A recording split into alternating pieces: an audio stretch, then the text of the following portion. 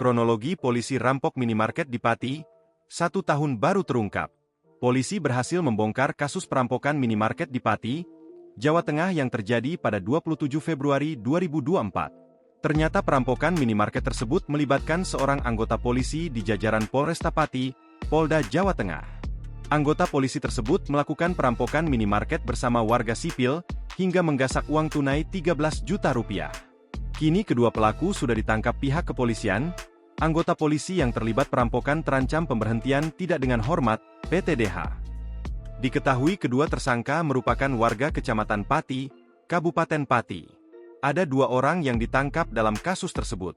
1 anggota polisi, dia Bintara Jaga Polsek di Pati, Beber Kabid Humas Polda Jateng Kombespol Artanto kepada Tribun Jateng, Senin, 28 April 2025. Berdasarkan informasi yang dihimpun, perampokan ini terjadi pada Selasa, 27 Februari 2024 sekitar pukul 22.30 waktu Indonesia Barat.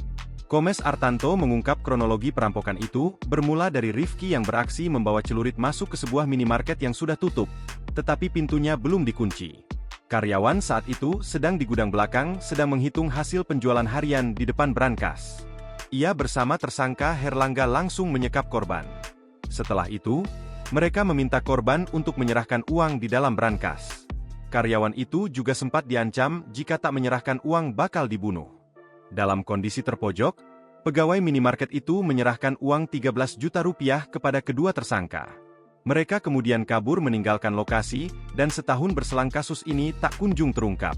Polresta Pati baru bisa mengungkap kasus ini saat salah satu tersangka pulang ke rumah. Tersangka warga sipil sempat kabur ke luar Jawa. Dia pulang sebulan lalu, Polresta Pati lalu menangkapnya, ucap Artanto.